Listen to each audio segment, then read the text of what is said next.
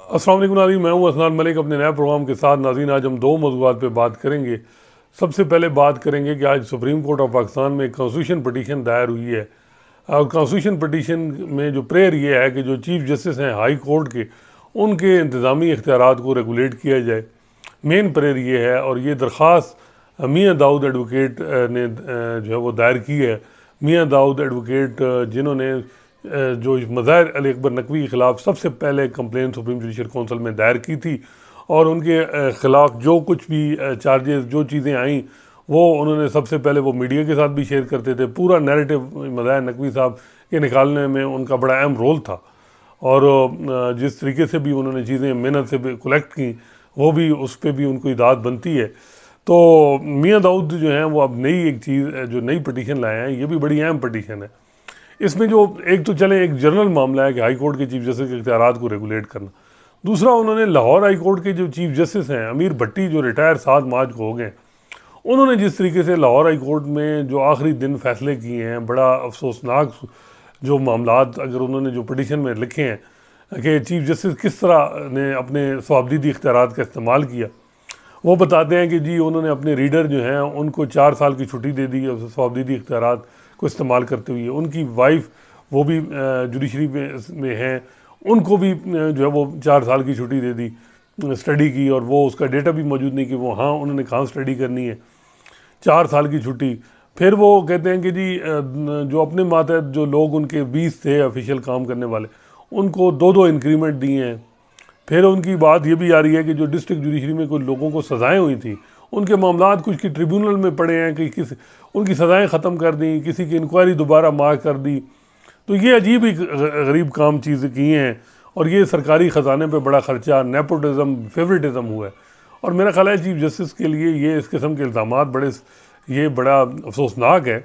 और माजी में भी हम ये सुनते आए हैं कि लाहौर हाई कोर्ट में चीफ जस्टिस साहबान ने अपने सवाबदीदी के इख्तियारात का इस्तेमाल जिस तरह बादशाह करता है कि जी जो दिल में आए जी कि ये कर दो वो कर दो।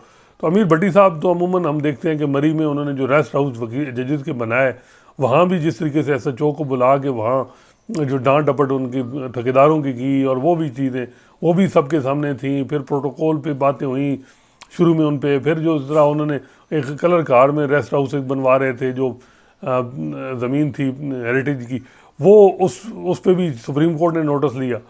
तो अमीर भट्टी साहब की ये बहुत सी बड़ी चार्जशीट 4-5 उन्होंने सारा मटेरियल भी लगाया है।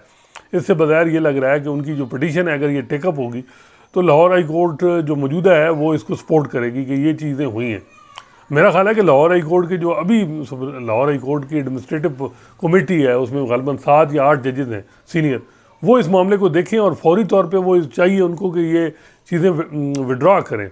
और जो है वो जो भी इंक्रीमेंट 2-2 मिले हैं लोगों को, सज़ाएँ जिनकी ख़त्म हुई हैं डिस्क्रिशनरी इस्तेमाल के पावर इस्तेमाल करके, इसके अलावा जो भी वो सारी चीज़ें रोल बैक होनी चाहिए। ये कोई तरीका नहीं है जिस तरीके से किया गया है। तो अब ये सुप्रीम कोर्ट में आई है पटिशन, वहाँ तो कमेटी फ़ैसला करती है। गालिब इम्कान है कि ये पटिशन लग जाएगी कि मियाँ दाऊद साहब जो हैं वो पटिशन उनकी दायर, और जिस तरह उनका मटेरियल साथ लगा हुआ है तो ये एक तो इशू हाईलाइट हो गया। अमीर भट्टी साहब उससे पहले भी चीफ जस्टिस साहबान की लाहौर हाई कोर्ट में ये एक चीज़ चलती रही है कि वो अपने रिटायरमेंट से पहले जी अपने सवाबदीदी इख्तियारात का इस्तेमाल करके जो अपने मातहत लोग हैं उनको किसी को इंक्रीमेंट दे दी, किसी को तरक्की दे दी। ये कोई अच्छा मेरा ख्याल है कि प्रेसिडेंट नहीं है। डिस्क्रिमिनेशन भी है ये आर्टिकल 25 की कि लोगों को जो आपके करीब हैं उनको आप इतना नवाज दें, और इंक्रीमेंट और भी ये सज़ाएँ ख़त्म करना। अब सज़ाएँ कुछ डिस्ट्रिक्ट जुडिशरी की जजेस की वो उनके हवाले से स्ट्रिक्चर पास हुई है, उन पे कोई डिसिप्लिनरी कार्रवाइयाँ हुई उन पे, और वो इंक्वायरियाँ हो के फिर जो भी सज़ाएँ हुई, अब वो ख़त्म करना चीफ जस्टिस साहब की तरफ से ये किसी तरह भी मुनासिब नहीं था। लेकिन अभी मेरा ख्याल है कि मलिक शहजाद साहब जो मौजूदा लाहौर हाई कोर्ट के चीफ जस्टिस हैं वो तो इसको सपोर्ट करेंगे। ये जो ये पटिशन उम्मीद तो यही की जा रही है, और इतला ये थी कि जब ये कर रहे थे अमीर भट्टी साहब आखिरी दिनों में, और ये सारी चीज़ें सुनाएं बताया जा रहा है 1 फरवरी से 7 मार्च तक हुई। पहले ये भी होता है ना कि ये जब चीफ जस्टिस कोई होता है उसको थोड़ा सा ये भी आसरा होता है कि मुझे सुप्रीम कोर्ट एलिवेट कर देंगे, लालच रहती है, माजी में भी रही हैं। तो वो इन चीज़ों में नहीं, जब ये सारी उम्मीदें टूट जाती हैं कि जी नहीं, मुझे हम नहीं लेके जाएंगे। फिर वो तो ये मियाँ दाऊद ने लाहौर हाई कोर्ट के अंदर जो भी बदइंतज़ामिया या फेवरेटिज़म, नेपोटिज़म हुआ, उसको हाईलाइट किया। ये तो अगर आप देखें तो सिंध हाई कोर्ट के माजी में अहमद शेख साहब जब चीफ जस्टिस रहे हैं 5-6 साल, तो वहाँ भी बहुत सी अपॉइंटमेंट हुई, बहुत सी बातें चली, और उस पर भी पिटीशन आई थी, लेकिन वो पिटीशन उधर ही उस पर इंक्वायरी भी हुई और फिर खामोशी इख्तियार कर दी गई। तो ये एक मामला है, लेकिन अब ये देखना है कि क्या इस मामले में सुप्रीम कोर्ट इन्वॉल्व हो सकती है। 184(3) पे एडमिनिस्ट्रेटिव हाई कोर्ट एक इंडिपेंडेंट कॉन्स्टिट्यूशनल बॉडी है, उसमें कॉन्स्टिट्यूशनल कोर्ट है, उसके में सुप्रीम कोर्ट की इन्वॉल्वमेंट कैसी होगी।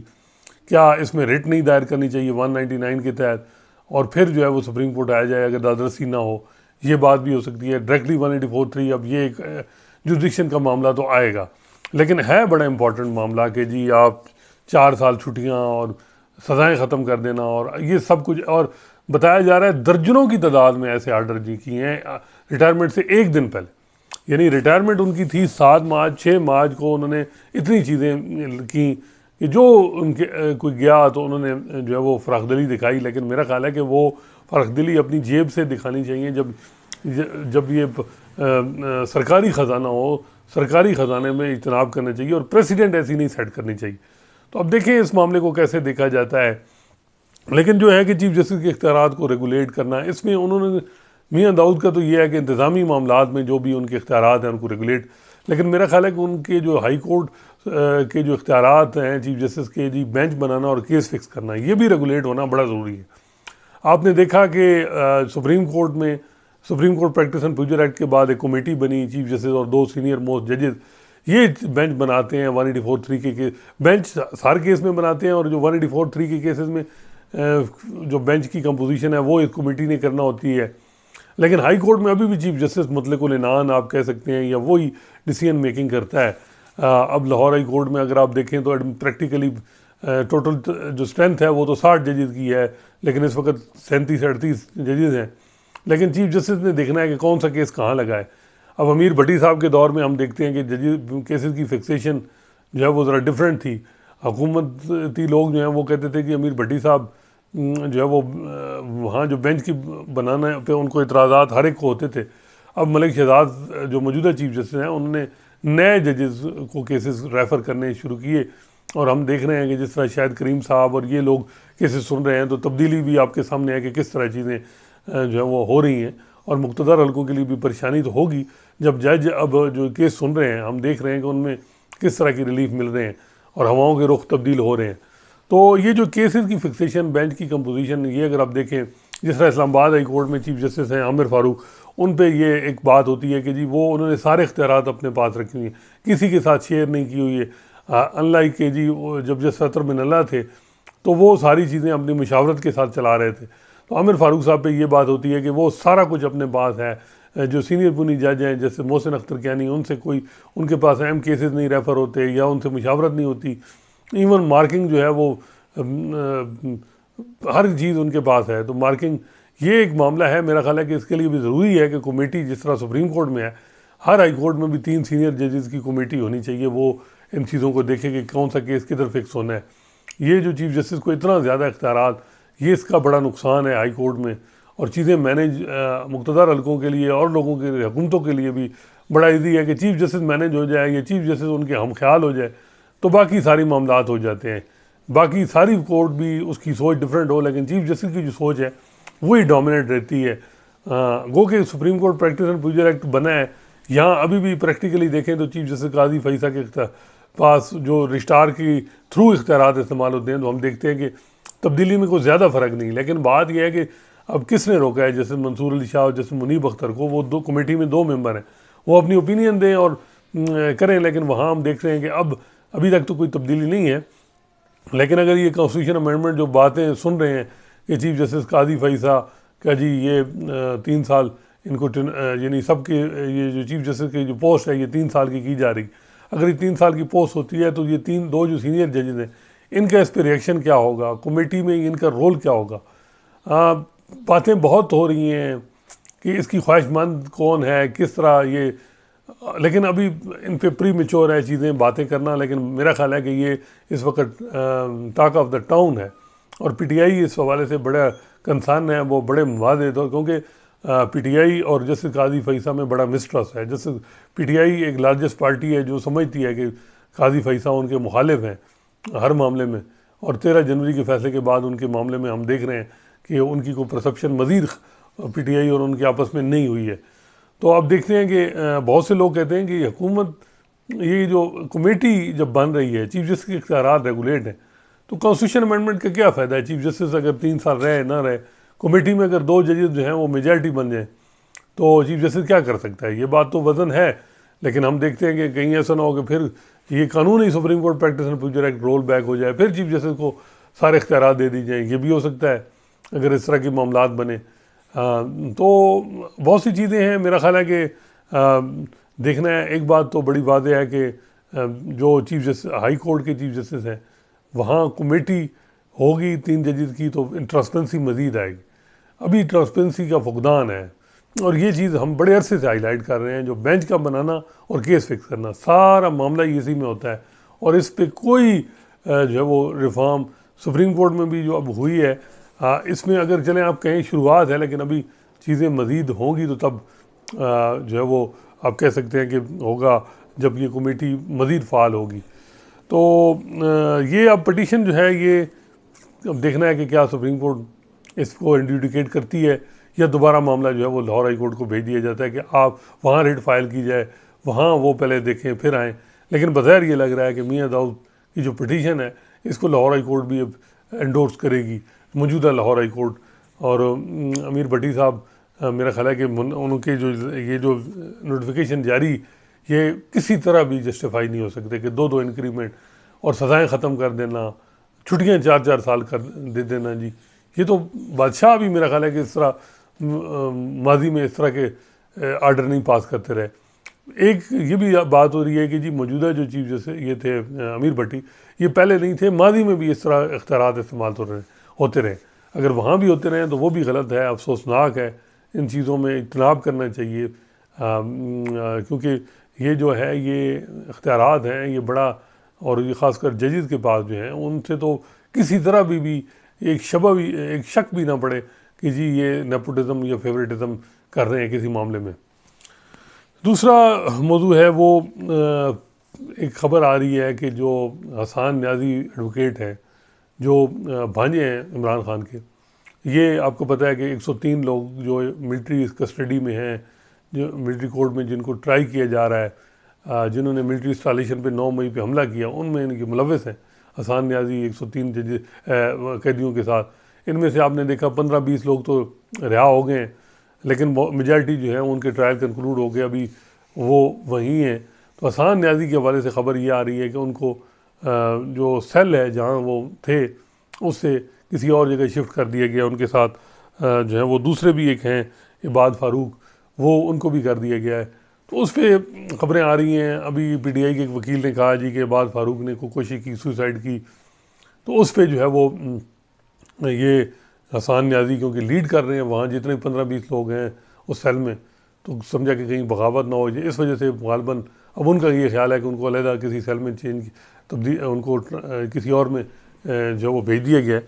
लेकिन मेरा ख्याल है कि इस मामले में सुप्रीम कोर्ट को इस फैसला जल्दी करना चाहिए। सारी उंगलियां सुप्रीम कोर्ट पे उठ रही हैं कि सुप्रीम कोर्ट और जो मौजूदा चीफ जस्टिस काजी फैसा की सरबराही में जब से ही आया है, तो ये हर मामले में माजी के 40-40 साल पुराने केस तो ठीक कर रहा है, लेकिन जो मौजूदा सूरत हाल है इसमें वो उनका पॉइंट ऑफ व्यू वही है जो हमारी मुख्तदर हलकों का है। और फौजी अदालतों में सिविलियन ट्रायल को गैर आईनी सुप्रीम कोर्ट के 5 रुकनी डिक्लेयर किया।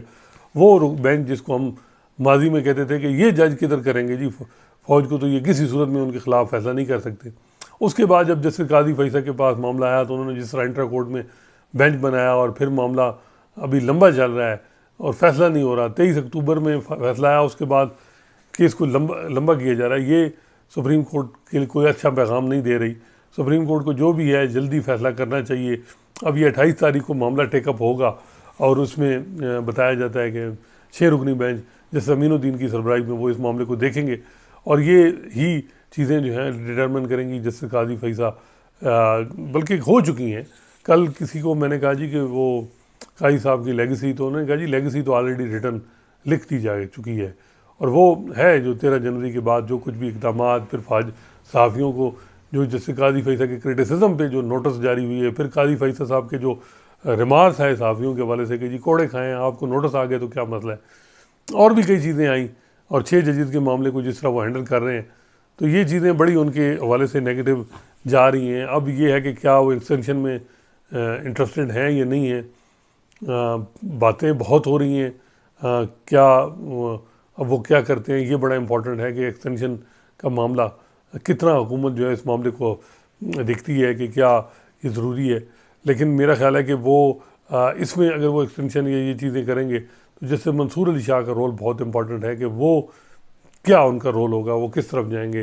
अगर वो जैसे मुनीब अख्तर और वो कमेटी में एक पेज पे किसी मामले में भी आएंगे तो फिर तो जैसे काजी फैसा साहब के लिए मसला बन सकता है।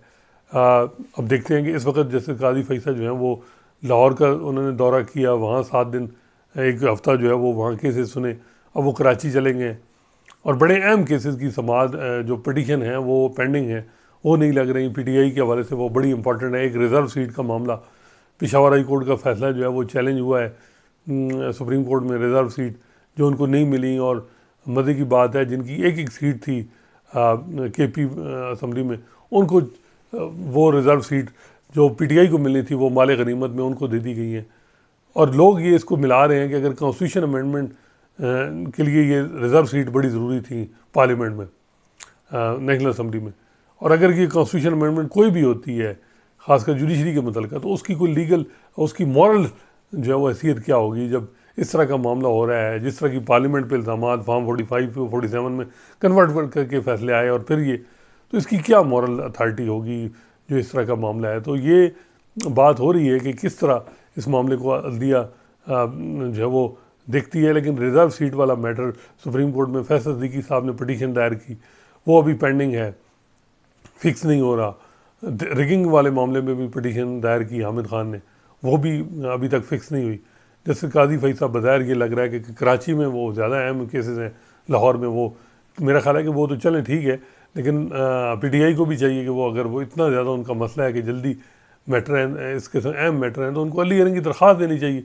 वो अर्ली हियरिंग की दरख्वास्त दें और मामला जो है वो ना लगे तो फिर बात बनती है कि क्यों नहीं लग रहा। अगर जैसे काजी फैसा मौजूद नहीं है तो और जजेस इस वक्त सुप्रीम कोर्ट में होंगे अगले हफ्ते, तो वहाँ वो सुन सकते हैं, कोई ज़रूरी नहीं है कि जैसे काजी फैसा ही सुने। तो ये मामलात हैं इस वक्त, देखते हैं कि क्या होता है। बज़ाहिर ये लग रहा है कि जो भी इस वक्त मुल्क में जो पोलिटिकल और अदलिया में जो सूरत हाल है, डिस्कशन का एक ही पॉइंट ऑफ व्यू है, या इमरान खान या इस्टेब्लिशमेंट, या आप इमरान खान की सपोर्ट या इस्टेब्लिशमेंट, क्योंकि इतनी ज़्यादा कन्फ्रंटेशन है। और इस पे जैसे काजी फैसा जजेस सब के लिए भी इम्तिहान है कि वो किस तरफ इस मामले को लेके चलते हैं। और ये चीज़ें आपको अंदाज़ा हो गई कि यही चीज़ें जो इस हालात में हर जज के लिए जो भी वो लिखेगा उसके लिए उनकी लेगेसी इस पे ही मौजूद है कि ये जो कन्फ्लिक्ट जो है इस्टेब्लिशमेंट और पीटीआई का, इसमें जजेस का रोल क्या होगा, वो किसके साथ खड़े होंगे, या वो इस मामले में उनकी क्या रीज़न होगी, जो भी उनका पॉइंट ऑफ व्यू होगा वो बड़ा इंपॉर्टेंट होगा। इंशाल्लाह नए मौजू के साथ आपकी खिदमत में हाज़िर होंगे। अल्लाह हाफ़िज़।